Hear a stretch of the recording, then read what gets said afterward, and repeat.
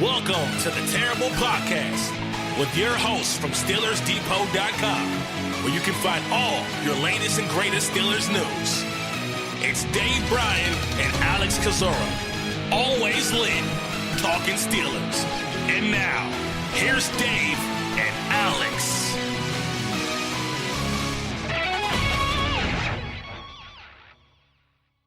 Welcome to the Terrible Podcast, Season 10, Episode 32. He's Dave Bryan. I'm Alex Kozora, SteelersDepot.com. Thanks for being with us this Monday, Steelers Nation. It was the Steelers bye week. I'm sure you and I, Dave, kind of spent this just rested up, enjoying the little vacation. Dave, I like you're getting in the Halloween spirit on Twitter. You got those little emoji, little pumpkin. Was that a vampire and a witch? I like your spirit. Yeah. Look, this is really kind of my favorite time of year. Right. Halloween and really Thanksgiving is the favorite holiday that I have because of what we do around here and food mostly, and of course football too. But it's a great time of year, and thought I'd have a little bit of fun with it. How do you handle trick-or-treating? I think I might have asked you this before, but are there trick-or-treaters that are going to come around your area? Yeah, usually, and we don't usually have that many. We don't live too far from a police station right around the corner, and normally about a week or so ahead of time, they usually have one of those kind of trunk or treats or whatever they have out there on the main drag out there. So normally that handles a lot of the kids in the area right there, but we still get a few of them that'll come through on obviously on Halloween night, and I try not to be in charge of that. All right, fair enough. I'm trying to not eat the candy that I just bought, and I'm fighting an uphill battle right now. Yeah, I always usually try to find the candy and have success in that, and then get in trouble on top of it. There you go. All right, Dave.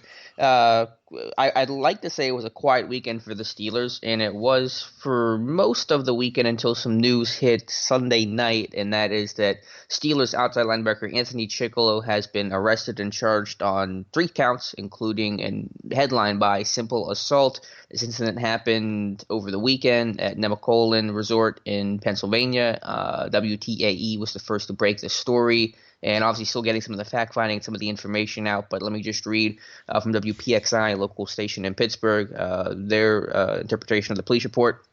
It says, quote, Chickillo's girlfriend agreed that the argument started at the casino and continued to the hotel room, according to the police report. She told police Chickillo grabbed her by her biceps and forced her against the wall and door of the hotel room, causing injuries. It was then that she said she punched Chickillo in the head and that Chickillo threw her to the ground and damaged her cell phone. Visible injuries were observed on the woman's left and right biceps.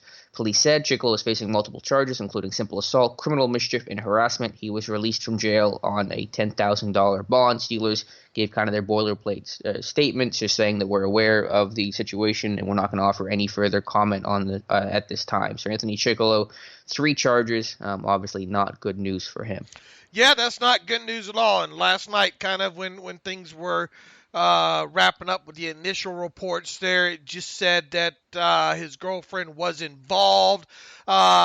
Still maybe some questions about whether or not she was the one that he had simple assaulted. Evidently that, has now come out there, that was the case. Still haven't seen the full, police report. As the detailed one and I'm sure that'll probably surface here before too long. But on the surface, what is out there, assuming that it's correct, it doesn't look great for Anthony Chickillo at all. Right. Obviously, you can be facing team discipline, league discipline, potentially. Again, we're still very early into this thing. I don't want to presume too much because we're still trying to find out all the facts. It is worth pointing out that his girlfriend, who's Alicia Newman, a well-known, successful Canadian pole vaulter, was also cited for harassment.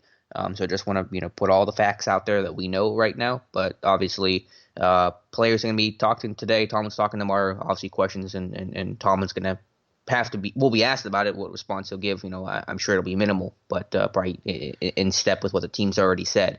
But this obviously has Chickillo's future in some question right now. Yeah, it does. And you're talking about a guy, like it or not, that's bottom bottom third of the roster type player, a guy that has missed. He returned for the game against the Chargers after missing the 3 previous games. He went down, I guess, sometime during the second half of that game against the Seahawks with a foot injury. Missed the next 3 games, as I mentioned there. Came back and played against the Chargers. And this is a guy that the Steelers gave a 2-year, $8 million contract to way back in March there. That deal also included a $2.195 million signing bonus, so there would be some dead money, a little bit of dead money associated with that. Now, he only has, I say only, but I mean his salary in 2019 is $805,000. He's already been, been paid now 7 weeks of that, so you have, I think, a little bit under $500,000 remaining in salary owed to him that you would save if you cut that, but you really probably wouldn't save that because of the replacement cost of a roster player and all like that. So, from a cap saving standpoint, there really isn't anything there other than the fact that you would get instant relief from next year. And here's the thing with Chickillo. He probably wasn't going to last past March anyway, because he is due a $4.5 million salary in 2020, along with, I think, a $500,000 roster bonus on top of that. So you have to wonder with the kind of amount of play, what his role with the team is, and the cap situation this team's going to be in come next season. He's not long for this roster anyway. But with that said, everybody would have thought that, being as how he'd made it this far, he would have made it the rest of the season. Now, with this, and Alex, I would assume there's videotape of this somewhere, a big resort like Nemacolin or whatnot. I'm sure that'll be uncovered at some point. This doesn't look good, and it's not, like I said, it's not like Chickillo has been overly productive this year. I think he has 2 assisted special teams tackles, half a sack, I think an assisted tackle in other defensive play, and then that's it. So I guess we should not be shocked if the Steelers part ways with Anthony Chickillo here in the next, let's say 24 hours. Right. I wouldn't be either. I don't know exactly how this is going to play out. Let me read the statement from the team. I know I mentioned it earlier, but let me read it in full. It says, quote, this is from Bert Lawton, by the way. It says, quote, we are aware of an incident involving Anthony Chickillo last night and are still gathering information. Until we have further details, we will not provide any further comments. Nothing from the league yet, although obviously they could step in at some point here and start investigating, and then Chickillo could be subject to anything, really. Commission's exempt list, any sort of punishment from the league, but we're still not at that point yet. I don't have a whole lot of information to add other than just we're waiting for more facts. Again, it's obviously not a good situation for Chickillo right now, and his future again is in question. Yeah, when you're dealing with a subject such as this, and assault of women and all, and wasn't it just yesterday that the William Gay article went up on Steelers.com? About the awareness and all related to that. On top of it, just look, teams, especially at the bottom end of the players. I mean, we even saw the Chiefs cut loose Kareem Hunt. Every incident obviously needs to be looked into, but I think they're going to find out real quick what they want to find out with this. And once again, Chickillo's played 44 defensive snaps and 53 special team snaps to date right now. He has a half a sack on the season and 2 assisted special teams tackles. So kind of hard for him to have a defense when it comes to this stuff. So like I said, I won't be surprised if they part ways with him in the next 24 hours here. Yeah, I wonder if they don't. I mean, does he play? Does he not dress? Do they sit him down until this stuff gets resolved, or the league comes in with some sort of decision? I wonder how that's going to go if they decide to keep him for at least this week until they start figuring some of this stuff out. I mean, I'm just speculating at this point. Really, we all are about this whole entire case outside of the few facts that we know, but. It's been a while since the Steelers been arrested, and certainly for something like this. So I'm curious how the team's going to proceed. Well, look, I mean, if you keep them, you're keeping them with the intent of, okay, let's move past this and playing them. Personally, I don't think if they keep him past this week, they would sit him down. Yeah, that's fair. Well, I would just say that because I wonder if they're going to just kind of start letting some of this legal stuff play out because, just giving respect to the process. I'm not saying it's the right thing to do. I don't know. I'm just spitballing ideas right now. Yeah, I mean, if they did wanted to go that route, though, I still think they would play him while the process was playing out. Yeah. Now, obviously, people will point to this and say, should have kept Kozora skipper. Another reason for that group to be upset. And look, the only thing I can see the Steelers do if they do part ways with Chickillo at this point would be to bring back a guy like Jaron Elliott, who was just cut, again recently. I don't think he's resurfaced anywhere yet. Have you seen him re-sign anywhere? He's still free. He cleared waivers, what was it, a week and a half, 2 weeks ago or whatnot, and I don't think anything's happened with him. Obviously, I don't think he's the kind of, he's the level quality of special teams player that Chickillo is, but Chickillo didn't play for 3 games either, on top of it. So I would think that would be the route that you go as far as the outside linebacker position. And, maybe you just sit back and watch and wait, and maybe a guy like Kozora skipper gets waived again or something. Yeah, and then obviously defensively, Ola Daney would come in and become your number 3 and rotate in. How do you think he's played this year? Obviously we don't have a huge sample size of snaps to go off of, and as a pass rusher, it hasn't been maybe as impactful as I thought it would be. But I think he's been steady, and his run defense has been excellent. I haven't really focused too terribly much on him because, like you said, he hasn't played a large selection of snaps. Mm-hmm. What do you have? I mean, where is he at right now? Yeah, it's relatively low, even with Chick missing all that time. I mean, they were giving him maybe they need 10 snaps a game, letting Watt and Dupree dominate the snaps more than they probably would than if Chick was in there. Daney has played 39 snaps this year. That's it, 91 on special teams, though. Yeah, and Chick's actually played more snaps defensively than Daney, even though Chick's missed half the season. Right.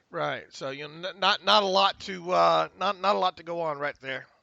Yeah, one interesting fact, I'm getting off topic here, but I saw the name looking at the snap count. Ulysses Gilbert III leads the Steelers in special team snaps this year, 135, even more than Medikevich. Well, Mike Tomlin has recently talked too about those type of players and their future moving past. Guys like Snell and obviously Ulysses Gilbert saying, look, if they got a good propensity to play special teams, there's usually something there. And I mean, Gilbert was one of those guys that started on the way back into the roster there in preseason, made a couple of plays as a third, fourth stringer, and then moved up and then continued to make plays. And throughout throughout the entire process, he showed up on special teams.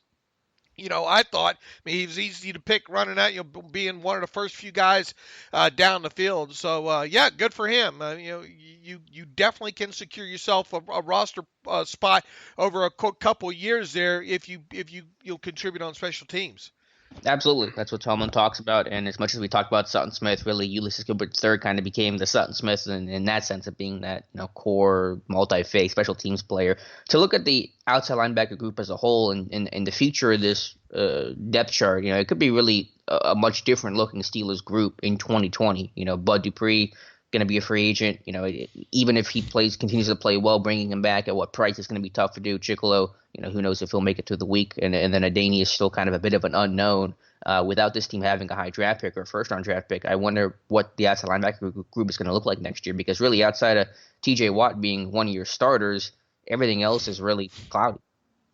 Yeah, absolutely it is. But you would think Daney would be there in some way, shape, or form. Sure, he'll be there, but in what capacity? Right. I mean, whether or not he's a starter or whatnot, I mean, we'll definitely have to see. But beyond that, you're going to have to go back into the draft again with another high draft pick. And obviously right now you don't have a first round draft pick. And I would think odds are kind of, people are asking now, well, what do you think about the chances of getting back in to the first round? Well, here's the thing. Even if they did somehow manage to get back into the bottom end of the first round, what kind of edge rushers are you going to be left with? Is it worth getting back into the end of the first round? It obviously depends on who's there or whatnot, but generally your top edge rushers, the guys that are worth getting into that first round for, are top 15 guys. Right.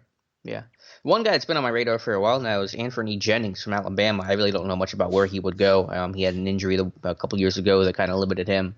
Came back for a senior year last year, so I don't know if he would be. That's just a name that's always rattled around my brain and my limited draft knowledge of the 2020 class. But you're right. And if they want to go that route, they're going to have limited draft capital to try to move up, or if they're in the second round, they'll be picking a little bit later. Not having that first round pick like they're accustomed to. So it would also be funny in one sense that this team would go back to defense for another year after doing so much to shore up their defense. Yeah, I mean, and we could be talking about a team that still needs a better field stretcher, wide receiver. I mean, a team that definitely could use another edge guy.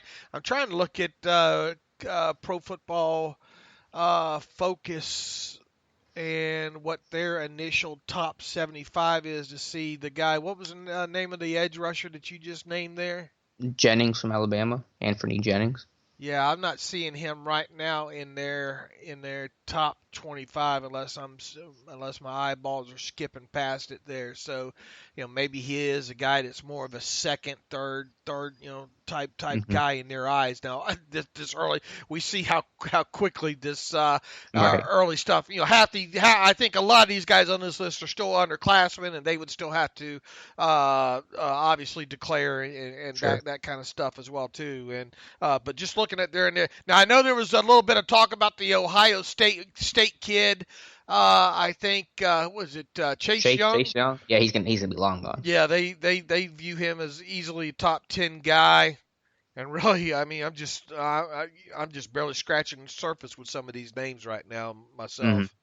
Ditto. Yeah. So just something to keep in mind. Just thinking about the linebacker group as a whole. Anything else look, Chickillo. To me, I wasn't planning on Chickillo being part of the linebacker group in 2020 anyway. Sure. Fair point. Not that matters anything in this conversation. What's happening with him now?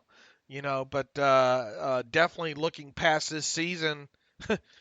And this isn't a team that goes out. I mean, we talked about could they decide to put the transition tag, on Bud Dupree? I mean, I suppose, but do you know the number on that? I know it's cheaper, obviously, than the franchise tag, but the league hasn't set a designated number. No, I can look real quick and see what the estimated tag amounts are. Because wasn't Worlds around like $8 million? Does that sound right? Yeah, but how many years ago was that? I know it was long ago. Yeah. I'm just trying to get any sort of baseline here. I'm really just trying to stall for time while you look that up. Let's see. I guess if they consider them, I mean, the franchise tag for linebackers is 16.3 is what it's projected to be, and then the transition 14.1, which would be what, $2 million over. Well, what's he getting now? $9 million. 9.2. So $5 million over what and this is already and you have to. This is a team that's already going to be up against it in the cap as it is. Right. So and transition tagging a player like that, not going with the attitude of signing to a long-term deal. Yeah, I just can't see that happening. I mean, if they try to bring Dupree back, I mean, they're paying him at least $10 million per year, right? I would think. Because he's getting $9 million now, and he's going to be coming off his best year ever. And the way the market is for pass rushers, it's pretty hot.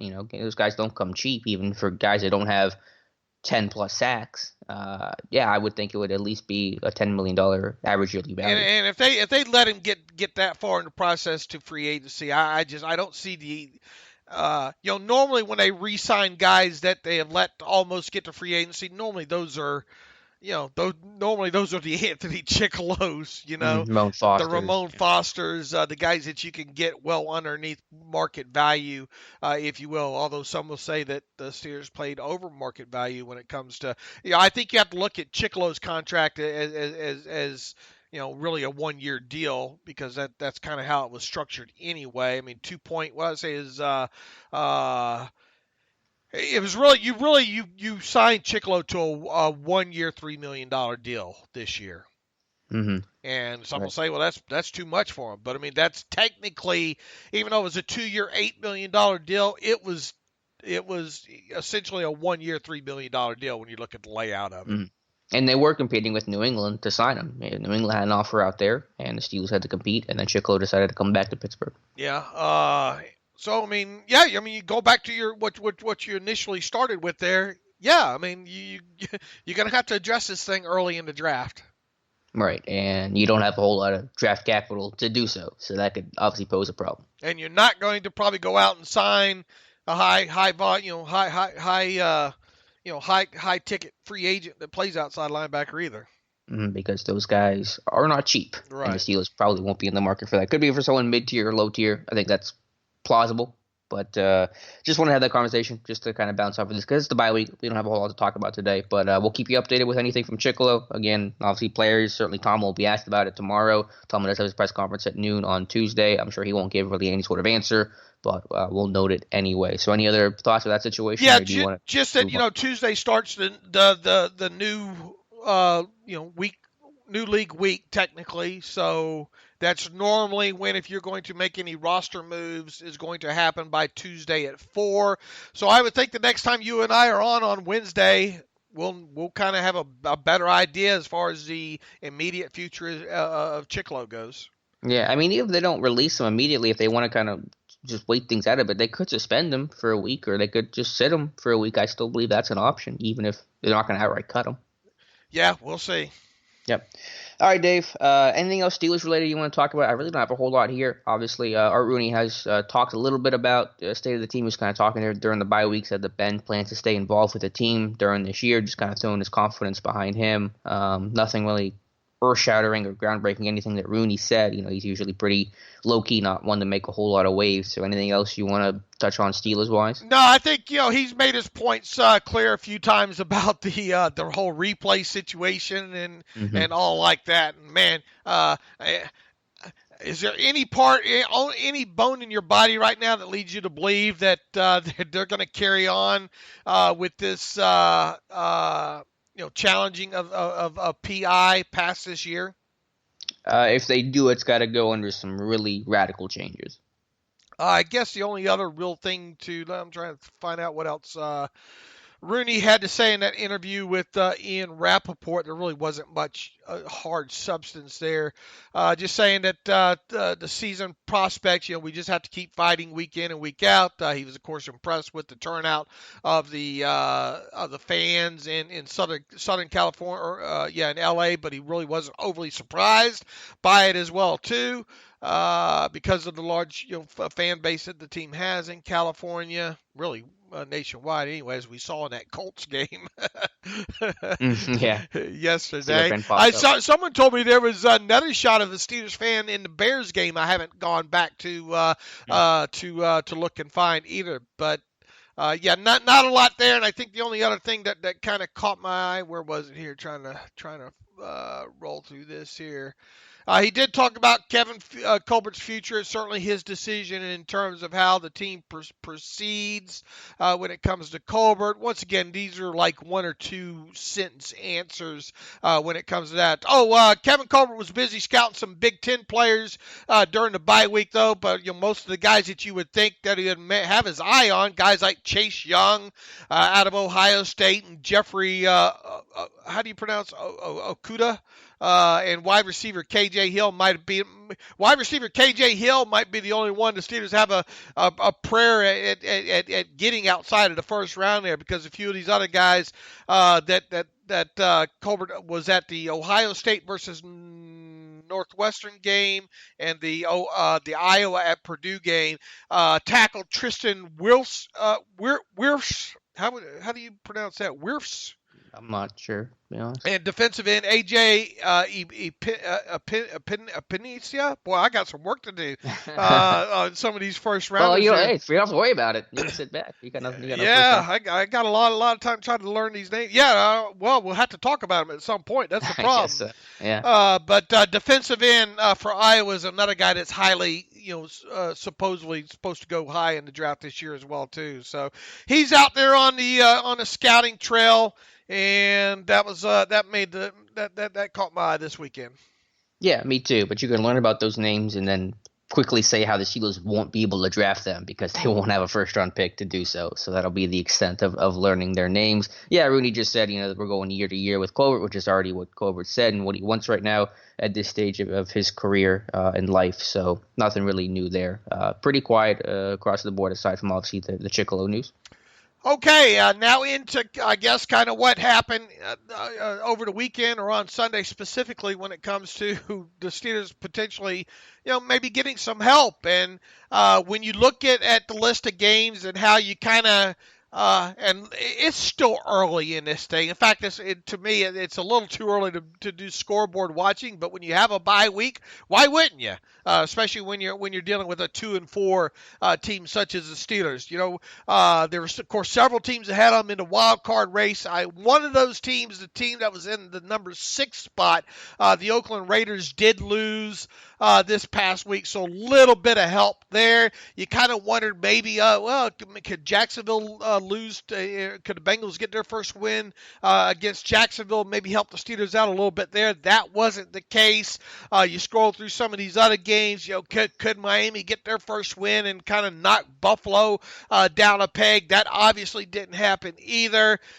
Outside of the Raiders game, I don't think you can say that much went right for the Steelers, and especially when it came to the one all of us had our eye on, and one that was nationally televised as well too, and that was the Baltimore Ravens game against the Seattle Seahawks there. And once again, what did we say when we kind of broke that game down on Friday?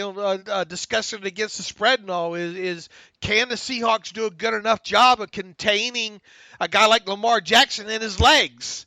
And the answer to that question now is no. They're just like the rest of the league. They can't find a way to slow Jackson down. He had 116 yards rushing and a touchdown. Russell Wilson played his worst game of the year. Marcus Peters had a scoop and score touchdown, I believe, or interception. I forget what exactly. He had a pick six, and Humphrey had a scoop and score. Scoop and six. Yeah. So the Ravens, I said before, they're a good team. They're tough out, and they just dominated the Seahawks 30-16. It really kind of changed the tide on that Wilson pick six because Seattle was leading. What was it? I think 10-6 at the time, or 13-6, and then Peters jumps this really poor decision by Wilson to throw lazily to the field, and Peters jumps it and takes it to the house. So did not get help. Ravens go to 5-2 on the year, and obviously this put the Steelers, and they were already in must win to begin with, but it just heightens it all the more. Lamar Jackson now has 576 rushing yards on the season, and the Steelers have what, 459, I think it is. Something along those lines. I think they had 1 yard less than Jackson had coming into the game yesterday. So Lamar Jackson is out. And look, that's the thing that you got to do. In one, they tried to blitz him a couple times. If you blitz him, man, you better have somebody around the line of scrimmage who can chase him down as well too, because if he breaks contain, he's like Russell Wilson. He's even better than Russell Wilson when it comes to breaking contain, and Russell's one of the best in the league right now when it comes to that. So Lamar, 9 of what was his passing yesterday? He completed only 9 passes. Mm-hmm. But Mark Andrews, his tight end, dropped 4 or 5 of those, and that's no joke. He dropped a ton of them. I'll say this, and this is me being a little takey here on a Monday, but Lamar Jackson is not the best player in football, but he is the most dynamic and electric player in football, and no one can find a way to consistently slow him down. Yeah, because of those legs of his. Right. There was that third. Did you see that? 3rd and 15, where they had a corner blitz and would be sacked for literally any other quarterback in football. He turns it into like a 30-yard gain. And, when you make it even easier on them by giving them 14 points, Yep. letting their defense scoring 14 points on you there, that it allows them to kind of do what the Steelers have done at times this year with their young quarterbacks, protect them from the opposing defense. And yeah, you're right, he did have some throws to Andrews that were dropped, but I mean, let's face it, we're still not dealing with a premier throwing quarterback here, and come time that teams maybe can finally get around to protecting against his legs, we'll finally get an opportunity to see what kind of quarterback he is. But he can kill you in a heartbeat, man. I mean, he'll explosive play you, on a 3rd and 16. Mm-hmm. It reminds me of prime Michael Vick when in with the Falcons, 2004, 2005. I mean, it's just a guy that just could not be stopped. And yeah, everyone says, try to slow him down and keep him in the pocket and force him to throw, and that all sounds good, but really no team's been able to do it yet. I know Cleveland had that success against him, but still, I mean, it's been tough for defenses to consistently slow him down. Yeah, and I talk all the time with those mobile quarterbacks. All it takes is one good pop on them, but you can't hit what you can't catch sometimes. Right. They were even without Marquise Brown yesterday. Yeah, he's been out for a couple weeks now. With an ankle injury there. So that's one of their another one of their explosive players that they did not have. And I think Miles Boykin has done a lot of good things and shown. I mean, he had a great catch in that game yesterday there, but even so, he's only caught 9 passes, I think, for 130 something yards, and 2 of those catches were inside the red zone and touchdowns on top of it. So, I mean, you got to find a way to start shutting this guy down. And we'll see if the master Belichick can do it here after the bye. But going back to this thing once again, this is a game that gets the Seahawks, and we thought, okay, let's see, the Baltimore Ravens are finally now getting into playing somebody. Mm-hmm. The meat of their schedule here. Let's see how they hold up during the meat of the schedule. Well, they won their first game against arguably one of the better teams in the NFL this year in the Seattle Seahawks. So that speaks a lot. And, you can't say, obviously the Steelers have to take care of their own business and win, but every game that the Ravens wins along with it is one more off the schedule there, and you still think that it's going to be extremely tough for the Steelers to get a wild card spot here. Yeah, that's exactly what I was thinking. I've been just looking at this AFC North in the standings and how ugly they are. Baltimore at 5-2, Cleveland 2-4, Pittsburgh 2-4, and Cincinnati 0-7. Only the NFC East is the only other division that doesn't have at least 2 teams at 500 or better. Again, Baltimore only team at that level at 5-2. So it's ugly right now for Pittsburgh, and really it's just focusing on taking care of business, is trying to win this next game in particular, and then you go from there. But it's an uphill battle the rest of the way. Yeah, let's look at, you want to talk about one that you kind of had penciled in as maybe the Ravens losing, was this game against the Seahawks. Boy, if they beat the Patriots after the bye, oh man, Game over. Yeah, it really does feel like it at that point. Now the Ravens have their bye on in Week 8. After the bye, they have New England. So if you're a Steelers fan, you're obviously going to be a big Patriots fan in that one. And Jackson really does kind of equal the playing field a little bit. You would think in that game. Now that game, of course, I think is in Baltimore.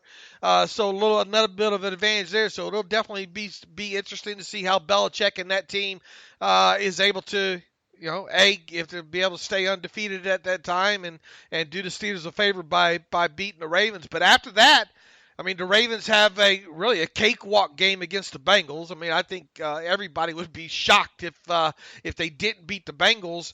Then I guess their next 3 games are the ones that are kind of maybe the next 4, depending on, I guess, what you think of Buffalo. But let's assume that the Ravens go 1-1 in their next 2 games, so that would put them at 6-3, right? Mm-hmm. What are they likely to do in their next? Let's get them to 6 wins with, let's see, 1, 2, 3, 4, 5, 6, 7 games left. Right? They're not far from getting 10 wins at that point. If they get 10 wins, that's tough to match. Yeah, I was just going to ask you if 9 was still going to be the ticket for the AFC North, or is it going to be 10? So yeah, let's assume. So after they play New England and Cincinnati, let's just assume they lose to Cincinnati or New England and then beat Cincinnati. So they're 6-3. They got Houston, the Rams, the 49ers. I mean, even if they went 1-2 hypothetically, then they're still what, 7-5 with the Bills, the Jets, the Browns, and Pittsburgh. Can you get 3 wins out of that final 4? Yeah, I think you absolutely could. So, I mean, 9's still possible. Maybe they only finish 9-7, but 10-6 looks just as likely as 9-7 right now. Yeah, and 9-7 might still be in the 10. I think 10's a slam dunk to win it. I do too. So if they got to 10, yeah, that's why I think it's crucial that they lose this game to New England in week 9. If they get that W there. Wow, it's just super hard for the Steelers. Not that it's not already, but you really have to kind of hope that that Ravens team loses at least 2 of that 4-game stretch against Houston, Rams, 49ers, and Bills. Now, if there's any the Texans are kind of you don't know what you're getting, I don't think, on a week-to-week basis there. The Rams obviously played a lot better this past week. The 49ers were in the rain and bad weather this week. And, of course, the Bills Bills got a good defense, you know. Mm-hmm. You got to give them that. But then you're already into the final 3 games of the season, so much can happen that we'll be reanalyzing this in the time being. But I think the biggest factor right now on this Monday is the fact that they beat a good team in the Seattle Seahawks. Even looking at it short term, let's say the Steelers win their next 2 games and then Baltimore loses to New England out of the bye. Even in that scenario, which right now is best case, Baltimore would be 5-3, Pittsburgh 4-4, with Baltimore having at the current time tiebreaker over Pittsburgh. So the Steelers would still essentially be 2 games back, even if they win the next 2 games and Baltimore loses to New England, just to kind of frame how much of an uphill climb this is. I think best case scenario is you're able to get yourself into a winner-take-all division into the year game. To me, I think that right now, that's what you're hoping to get yourself to. What is the next tiebreaker if head-to-head is even? Let's say that Pittsburgh beats Baltimore in Week 17. They have the same records. They're 1-1 against each other. It's AFC North record. Is that the next step? Isn't it division? Okay, I believe it is. I wasn't 100% sure. So what are the standings in that right now? Well, I mean, I guess they played a whole lot of AFC North teams. Baltimore has lost to Cleveland and they've beaten the Steelers and the Bengals. So they're 2-1. Okay. You have to think that they're going to beat the Bengals again. Can the Browns factor into this thing? And can the Browns beat the Steelers? I mean, can the Browns beat the Ravens in Week 16 to maybe set up? I mean, we're so much can happen. Sure. You know, we are talking about the end of season stuff. It just keeps going back to, man, you sure wish they would have lost to the Seahawks. Or if Pittsburgh could have beat Baltimore in overtime. Yeah.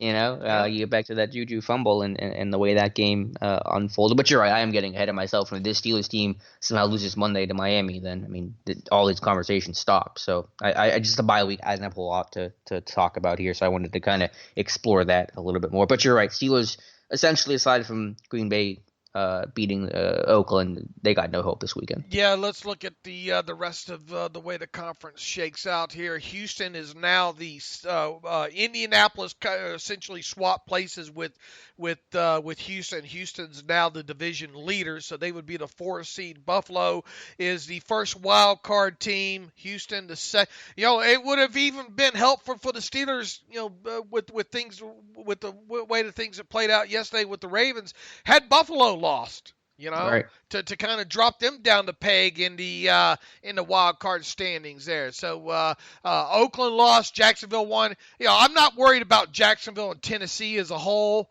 I think the Steelers can maybe eventually get past those guys. The Chargers obviously didn't do themselves any favors by losing to the Titans yesterday, and obviously we expect probably the Jets to look. Here's the thing: the teams behind the Steelers right now in the AFC, Denver, Chargers, Jets, Miami, and Cincinnati. I don't think the Steelers have to worry about them.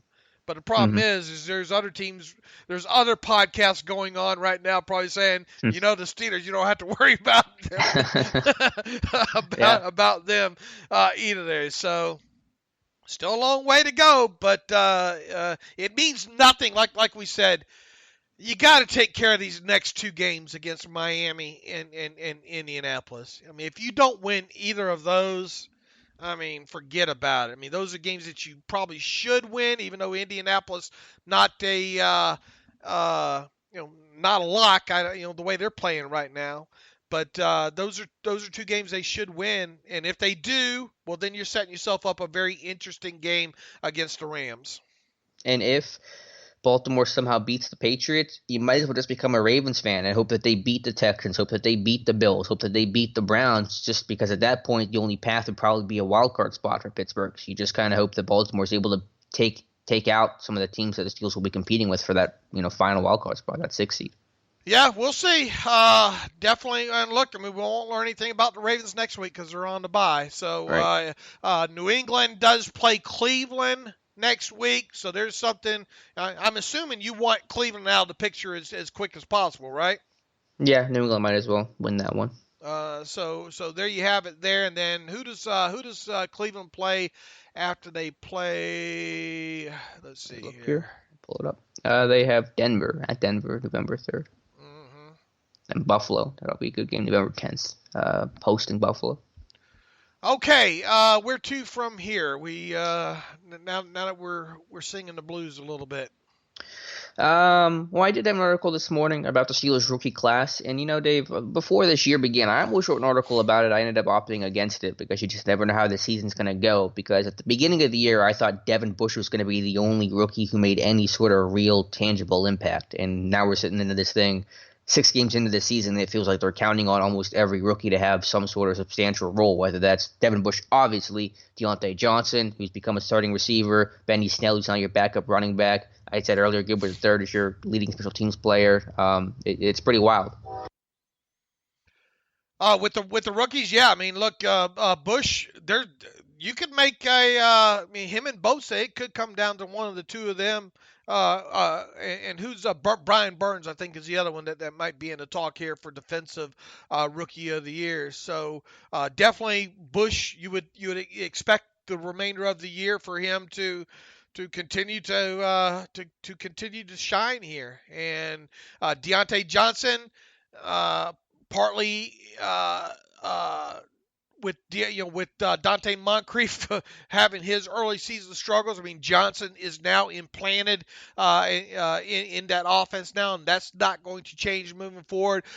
Justin Lane, the thing with him, it's following the suit that kind of we expected with him, especially things that Kevin Colbert said right out of the chute, him needing to get stronger and all, so not surprising there. You would think maybe Bugs has a chance at beginning to dress pretty soon. Gentry, not a lot to scream at there, but Benny Snell, going to start getting a few more looks here offensively with Jalen Samuels out. And Gilbert, as you pointed out already, making a big impact on special teams. So, yeah, I mean, at least you're getting production from those guys overall, really outside of Lane and Gentry for the most part. So, I guess going as good as possibly could go right now. Yeah, I mean, maybe it isn't ideal, but it will help those guys accelerate their progression and maturity, especially for a year 2, where you hope these guys take a big jump. So I just wanted to point that out because this rookie class is playing a lot more than I thought that they would. And now to the bye weeks here, I mean, the trade deadline's right around the corner. People throwing out, I know ESPN did, trying to predict who from each team, could be a trade candidate. And I don't know why they picked Artie Burns, but they did. I would be utterly shocked if the Steelers traded Artie Burns at this point. And even if they did, I think the most that they could get for him would be a 6th or 7th round draft pick. And I just can't visualize any team trading for that. Yeah, me neither. I don't see what the point would be for an expiring contract, a guy that hasn't played well. And the Steelers, I know they can move Cam Sutton outside, but they've been really reluctant to do that. Justin Lane is definitely not ready to play defensive snaps yet, so I think they want to roll with Burns to be that backup. They have more trust in him than maybe you and I do, but definitely more than they have in someone like a Justin Lane or anyone like that. So I was surprised that Hargrave wasn't the name listed on that. I thought that would have been the obvious choice as the trade candidate, and I still believe that, let's say that you play the Dolphins, and definitely if you lose, then even with the Tua injury, I'd still be taking some calls and trying to see if I can get a good deal for Hargrave. Not that I would push him out the door, but maybe if I get a second round pick or a good third round pick, I would jump at the opportunity. Yeah, they definitely, if they lose to the Dolphins, for sure. I mean, but yeah, I mean, the obvious thing to be on that list would be Hargrave, regardless of his contract situation, him being in the final year, because he's the kind of guy that a team could deal for. They could turn around and already know whether or not they were going to plan on putting a franchise tag on him and or get him signed to a long-term deal right away, that kind of thing. So, if there's any player to be moved from the Steelers at this point via a trade, you would think it would be Hargrave, and that's it. And I think it's a long shot right now that happening because of the Steelers still expecting to be in it, and obviously the Tuitt injury did not help things in that matter. I mean, look at what just happened to the Seahawks. Not that you run around living in your fears or whatnot. But, they dealt away Nick Vannett and turn around, Disley goes down. And now all of a sudden they're rumored to be back in looking for a tight end ahead of the trade deadline. So, I mean, we'll definitely see how that plays out there. But, yeah, I think Hargrave should have been the name, even though at this point right now I'm not expecting it to be dealt. I'm not expecting any sort of movement at the deadline. You wouldn't see this team even – despite how active Kevin Colbert's been, of them bringing somebody in at the deadline, right? That would seem unlikely too. Yeah, I mean, look, I know really didn't expect them to go out and get a guy like Minka in exchange for a first round draft pick like they did. But at this point right now, I mean, for what it would cost cap wise and what it would cost in in what you would give up to get a player, I just can't see the Steelers going out and making a move. People are all up in arms about the rumor that the Broncos are willing to deal Emmanuel Sanders right now. The Steelers are more than just Emmanuel Sanders away from help on their offense, I think. Mm-hmm. Yeah.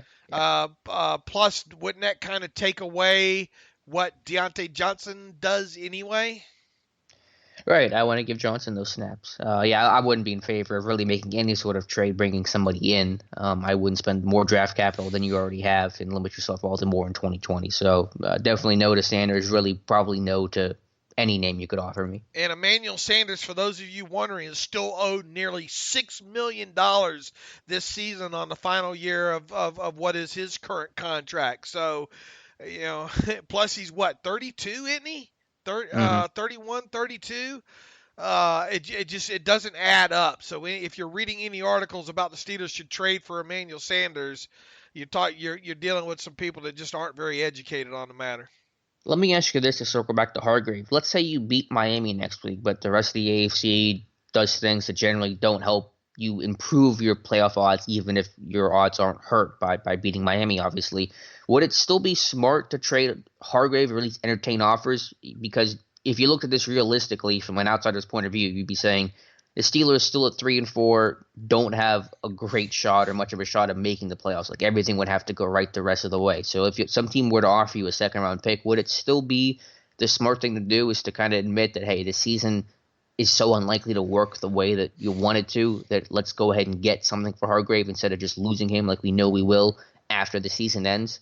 That as difficult as that would be after a victory and still being technically in it, would it still be the smart move to field offers for Hargrave, if that makes sense? I definitely I definitely answer the phone. Yeah, it's a good one. I mean, boy, if you could get a second round pick, wow. Or even a third, but definitely, I was saying second in the sense of an offer that's just too good to pass up, even in the moment where you feel like, yeah, you still are technically in it, even though your odds are like 15% of making the playoffs. Here's the thing: can your defense still win? Do the things that you want to do without Hargrave, with the amount of snaps that he's likely to, because let's face it, Hargrave's still not going to play 60 snaps a game, right? Or is he? No, well, he's going to play a lot. I mean, if Tua was still here, I'd say yes, your defense can still do a lot of the same things. Without Tua, without Hargrave, your defense would become a lot more limited. I fully recognize that. Yeah, especially against up front against the run, that's for sure. My point is obviously just that you would just basically say, hey, the season's over. You're certainly not winning a Super Bowl. Getting in the playoffs are going to be very difficult to do. And even if you do, you're probably one and done. Let's get a good value out of Hargrave because we know we're losing him instead of waiting on that third-round comp pick a year from now. That'd be a tough thing to do. The locker room certainly would not like it because it would basically be an admission that, hey, the season is over. And so I would not expect the Steelers to actually do this. I'm just brainstorming. Would that be the smarter place to, recognize that and make that difficult decision? Yeah, if they beat Miami, and even though and maybe things don't necessarily go, let's say let's say Cleveland beats New England, and however other bad things that you would see happen, with Baltimore off next week, I don't view them as being considering that a white flag moment. Right. I don't either, but I'm saying, is it smarter to still have? I would listen. I mean, look, a second round pick, because here's the thing: you're going to assume that they hold on to Hargrave through the trade deadline, and then he leaves during free agency next year at a primo price, and then you get at least third round.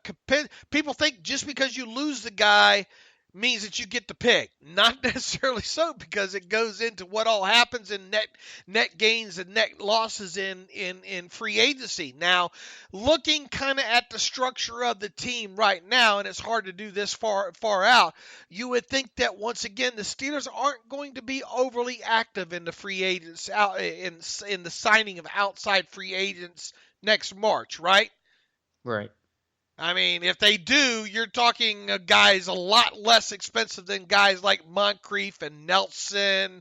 And let's face it, the last couple batches that Kevin Colbert's brought in, the Burnett's, the Bostics, the Nelson one is still pending and looks good, but obviously the Barron one not so good, and the Moncrief not so good. It kind of goes back to the old you get what you pay for, kind of thing. And once again, Nelson has been fine so far, and here's the hoping that it's continued. But he is dealing, he missed a game with a groin injury there, so you have to see what moves forward with that. But once again, looking at this where they are right now, you'd have to think that they're probably not going to be too many expensive ads, if any, next year during free agency. And heck, they're going to be trying to just trim off some. I mean, let's face it, Chickillo, his time is limited on this roster, whether it be within 24 hours or by the time the March New Year rolls around. Moncrief might be gone by week 10 as well. Are you keeping Barron another year? Probably not. Probably not, right? What are you doing with Alulu? I mean, it doesn't cost. I mean, he obviously don't cost a whole heck of a lot, but I mean that might be another guy. Mm-hmm. Who else on the defensive side of the ball? I haven't thought about a whole list, to be honest, right now. There's not much left over once you get past those, and then offensively, you kind of copacetic where that belongs. So I guess what I'm getting at is you're not going to have a lot of ads. So basically, if you lost Javon Hargrave during free agency for a good price, you would expect maybe to get a third-round draft pick but that third-round draft pick wouldn't come until 2021, whereas maybe you could have the immediate return of, I think second's wishful thinking, but God only knows, But, or even a third in 2020, which is a higher pick, and you get it sooner, because your window to win ends at 2021. So if you get that third-round comp pick for Hargrave, great, but that's going to come in 2021, so you have 1 year for that rookie to help you. And then by then, likely, You got a lot of guys retiring. The roster is going to change dramatically. That's likely, no, not certain, the end of Ben's career. So that's the window you're playing in right now. It's 2020, 2021. If you can make a move that's going to help you get a better pick and help get you better return on investment faster, which is really critical with the way the state of the team is right now, that's pretty important to me. It would be really nice if you could somehow package Hargrave up to a team and get a third and maybe some other player with a year or two, younger player with a year or two left on his contract, kind of in return. Maybe a young wide receiver or something, but that's asking a lot, I think. But yeah, for a team to give up a player, a pick, and knowing they have to pay Hargrave, right. Good luck with that. You'll probably be a lower pick and a player if you want to do that. Right. But I don't think that player being dealt will be Artie Burns. But we'll see. They claim Philadelphia needs help and all in the secondary. I wouldn't necessarily call Artie Burns help when it comes to They've been claiming Burns to Philly forever now. Yeah. It's not going to happen. I still think it would be the smart idea to at least sincerely and seriously listen to offers for Hargrave, even if you beat Miami, just knowing these playoff odds are low. And if he walks out the door, you got no help. You got to replace him. You don't have a lot of capital to do it. You're in a really tight spot. All right. The end of that talk will be coming fairly quick. Mm-hmm. Right and I don't expect them to actually trade Hargrave. I expect Hargrave to be here. Yeah, I do as well. All right. What else do we have? That's all I have in terms of really news. If you have anything else you want to talk about, feel free to jump in. Otherwise, we can start wrapping up the show with our friends at MyBookie, then to get into some reader emails. Yeah, let's talk a little bit about our friends at MyBookie on this Monday morning here. Alex, as a true football fan, you already know, just as sure as the season's changed, Tom Brady will keep the Patriots in the game. Every weekend, our favorite gridiron warriors put their skills to the test, so why aren't you doing the same? We're almost halfway through the NFL season, so now is the time to get off the sideline and get in the game with MyBookie. MyBookie is the premier place to bet on all your favorite pro and college football action. Every weekend, they always have the most up-to-date lines and the most prop bets of any sports book on the planet. So, if you're going to bet this season, do the smart thing and bet with the best at MyBookie. If you're the kind of guy or girl who likes to bet a little and win a lot, try a parlay. Pick your locks for the week, put them together in one parlay bet, and when they all come through, the rewards will be huge. Tired of watching the games from the couch with nothing to gain? MyBookie wants to get your mind off everything else and back on the game. Best part is if you join right now, MyBookie will double your first deposit. That's right. If you put in $1,000, they'll give you $1,000. That's double your initial deposit you can use on all your favorite picks. Use promo code TERRIBLE. Terrible. That's terrible to activate the offer. That's promo code TERRIBLE to double your cash now at mybookie.ag. Visit mybookie.ag today. You play, you win, you get paid. All right, Dave, let's get to some reader emails here to close out the show. Yeah, not a lot to get to today over the weekend here. This one from Benjamin Keaton. He writes in, "Hey guys, Ben Keaton here. I'm a college student from Ohio surrounded by Browns and Bengals fans and have been a Yinzer since I was 3 years old. I just recently found the Terrible Podcast and I've listened to every episode this season. You guys do an awesome job and are extremely realistic, not too high, not too low. Thank you. My question for you is, what happens if Mason leads this struggling offense to a playoff game, which turns into a playoff win? Will Mason have a shot to start next season over Ben, or will Ben walk back into his starting job? I see this going either way, but I truly do believe Mason has the capabilities of being Big Ben 2.0. I hope that we see him push the ball down the field over 10 yards after this bye week. Thanks again for all you do. PS4L. Short answer, no, probably not. I mean, it would obviously depend on how Rudolph played and how well he played. You would assume he plays reasonably well to get to that point where they're winning a game, but to what degree would have to be answered. I mean, yeah, if hypothetically, Rudolph looked like the franchise and turned into Andrew Luck, the healthy Andrew Luck, and won a Super Bowl, then maybe that changes the conversation. I fully expect Ben Roethlisberger to be this starting quarterback week 1 of 2020, and it would take something dramatic to change that, either in Ben's recovery or in Rudolph's play. I think Ben's 99% chance of being the guy week 1. Yeah, remember you have a roster bonus due date with Roethlisberger right after the start of the new league year in March as well too, like day 3 or day 5 of the new league year in March too. So once you commit, I think that's another $12.5 million right there. You're in. You know, so Mason would have. I can't. Even if Mason blows it out, you know, I mean, other than outside of him winning a Super Bowl, I just don't see any kind of scenario. And then what would you do at Ben at that point? You know, it's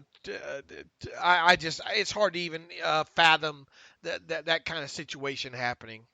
Right. And once again, you'd have to make a decision on Ben by, third or fifth day of the new league year. And I just don't think, they're going to do anything along those lines. I think the best chance of Ben not being the guy somehow is the recovery doesn't go as planned and Ben just simply retires. I think it's a very low chance, but I think it's a better chance of that scenario playing out than Rudolph taking Ben's job and he's pulling Eli Manning and sitting on the bench next year. Look, it'd be a good problem to have.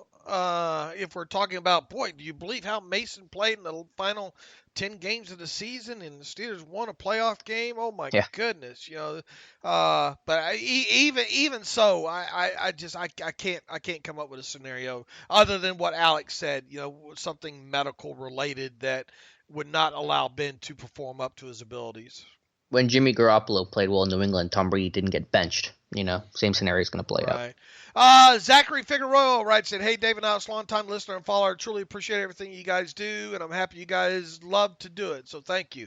I'm sure this topic has been discussed on previous podcasts, but I was curious what you guys see for Sean Davis the remainder of the season, assuming that he is healthy and ready to go. Also, Ryan Switzer question. I know he is what he is and falls over with the breeze, but I always think about that Denver game last year, I believe it was. He was pretty clutch on some of those catches in the middle of the field during big moments, taking big hits. Are we using him incorrectly? Also, I just attended my first Steelers game versus the Chargers here in L.A. It was an amazing experience. I bet that was an amazing experience to be in such a small, kind of intimate stadium there with all those Steeler fans on the road. He goes, and it was an amazing experience. The place was rocking. Hope you guys can take a breather from the work and see a few Steeler games in the future. Thanks again, Zach. All right, question number 1 with Sean Davis.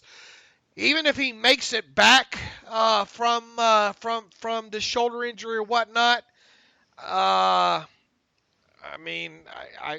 other than playing some dime, I can't find much of a role for him. Yeah, he's going to play dime, and that's good. I think he'll succeed in that role. He's not going to become the free safety. Minka's going to be the guy. Chickillo news, I do want to point out here, sorry to interrupt, but from Jerry Dulac, reading his tweet here from a minute ago, going to read it verbatim. Quote, Steelers outside linebacker Anthony Chickillo has been instructed to not report to the team's practice facility today because of his arrest over the weekend at Nemacolin and Woodlands Resort, per Steelers spokesman Bert Lawton. So Chickillo not going to report to the Steelers facility today. I did see on local Pittsburgh CBS, KDK, actually, that his arraignment or his hearing is going to be October 30th for Chickillo. So update there on that news. So what do you suppose that means? We don't want around here being the distraction today? Oh, yeah, I think that's the obvious move. Chickillo, yeah, it's just going to create media attention that this team does not need right now, nor does it want. Does that mean he's going to get released? I mean, I think it's a little hard to say that. It's possible, obviously, but I don't see Chickillo playing this week, even if he's still on the roster. Not a great start to his week, for sure. Right. So update there. All right, Sean Davis. Yeah, Davis, like I said earlier, dime guy, which I think, again, he'll play that role well because Ken Kelly's not cutting it in dime, but he's not going to take Minka's job at the free safety spot. Obviously, you don't have to make that decision for a little while anyway, and you're probably not going to bring Sean Davis back unless you're in this thing. Even if you're out of it, what's the harm of bringing him back? I mean, if he can get out there and help you and help himself, I mean, I'm okay with that. And they get 2 designated to return players a year, so they obviously haven't used one yet. So that could still be a positive. And look, there's no guarantee that he makes it back from. And maybe Davis wants to make sure he's fully healthy too. you know? Sure. But I'm sure if he's fully healthy, he'll want to be out there to try to Right. get some value back before free agency. So if he's healthy, even if you're out of it, I bring him back and play him. I have no issue with that. All right, Ryan Switzer, we're going to be talking about Ryan Switzer until we're not talking about Ryan Switzer anymore. Mm-hmm. Yeah, and Alex and I have mentioned that game in the past about how they used Switzer in was that against Denver? I think it was I think so. later in the game, wasn't it? Yeah, I always got it confused with the Jacksonville game, but I'm pretty sure it was the Denver game where he made some plays down the field. And I think it's fair to say that, I talked about how low his yards per catch is and how it's essentially the lowest in NFL history right now by any receiver, and that's partly because of his own issues, but also partly, and it's fair to say, that the Steelers use him like a running back, and if they would use him downfield more, which I think he's capable of, seen that in moments, he can separate, he can be tough over the middle, then obviously that yards per catch would go up. So it's a combination of his own limitations in his skill set and how the Steelers scheme him. Should they use him downfield a little bit more? Yeah, I think that would be helpful because he's not offering you anything underneath right now. That's not who he is. That's not his game. Right. I mean, do you want to throw one extra time down the field at him? Okay, have at it. But he damn sure better catch it, and it better be it better not be an incompletion on third down. It's just not who he is. We saw in that game against Buffalo yesterday. Who's that wide receiver that scored the touchdown on that one on that? John Brown? No. Was it a Buffalo receiver? Yeah, Buffalo receiver. Cole Beasley? Yeah, Cole Beasley. It was I like to call that now the Ryan Switzer route. Go back to that, and it didn't take me long to pull up the game against Tampa last year when Ryan Switzer scored in kind of the same route, same area of the field there. So, look, Zach, I don't know how long you've listened or whatnot, going back in our conversations on Switzer. He should have been gone a long time ago, if you ask me. Alex is a little bit more forgiving with his with the special team and his sure hands and the stuff that he gives you. But if I'm an opposing defense, I'm inviting them to throw underneath to Ryan Switzer on every play, kind of thing. In his defense, you said, that that's not how you should use. What did you say a minute ago? But that's not how you use him, or not how he wins, or whatever. I mean, that's not his game. Right, but his game is not a yak guy either. So if you're throwing these little screen passes to him and he can't get yak, that's not his game either. If you're going to at least get him downfield and he's going to at least pick up 2 yards, even if he isn't going to get you much yak, which is better than the negative 1 yard receptions he's getting, once a game now. He is a 3rd and 2 player. Yeah, but I would like to see them expand his route tree a bit because I do believe he can create separation. I believe he is tough over the middle. He's obviously a very back-end receiver that's not going to help you a whole lot, but I think that the way that they use him now schematically as a receiver isn't to the best of his abilities. All right, did we get all of that in there? Yeah, we got that part of the question in there. Let's see, what else do we have here? Garrett Hunt, hey David, reports the Broncos being open to trade for Sanders. Do you think there's a chance that the Steelers go for a reunion with him? Short answer to that, really, Garrett's no, and I think we kind of already laid that out for you with the salary cap and the age and him taken away from a player such as Deontay Johnson. It just doesn't make sense to do that. Heather Blair writes in, you asked in the latest episode if the stats are helpful. Obviously talking about my adjusted net yards per attempt stat, and they sure are. Keep them coming, please. Thanks for all you do. Thanks, Heather, for that email.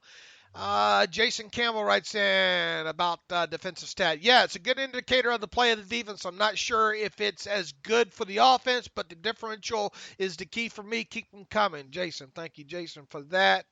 Let's see. I think this one's about Ben. The injury to Ben, while a bad deal, may have been a blessing. Oh, no, I think we already read that one, too. Okay, I think we're caught up on the emails there. All right. That was everything that I had. If you have anything else to add, feel free. Short show today, which is amazing, and we still got an hour and 10 minutes out of it, so I don't think that's doing too bad there. But in the meantime, we'll be back on Wednesday. I think hopefully by then Mike Tomlin Currently, they have Mike Tomlin is speaking, as holding this weekly press conference on Tuesday, even though it's a Monday night game this week there. So hopefully that will take place when it does. So we'll have a lot to talk about on the Wednesday podcast. So as far as what all Tomlin has said, we'll probably know a little bit more on this Chickillo situation moving forward as well. So tune in on Wednesday. And in the meantime, you can follow me on Twitter at Steelers Depot. You can follow Alex Kozora on Twitter at Alex_Kozora. Follow the show at Terrible Podcast. Email the show, theterriblepodcast@gmail.com. If you like what we do and you want to donate to the cause, please go to SteelersDepot.com, hit the donate button up right navigational bar. Also, if you'd like a year subscription, an ad-free version of Steelers Depot for 1 calendar year for $25, you can get that by going to SteelersDepot.com, hitting the ad-free button up right navigational bar. So until Wednesday, as always, thanks for listening to the Terrible Podcast with Dave and Alex.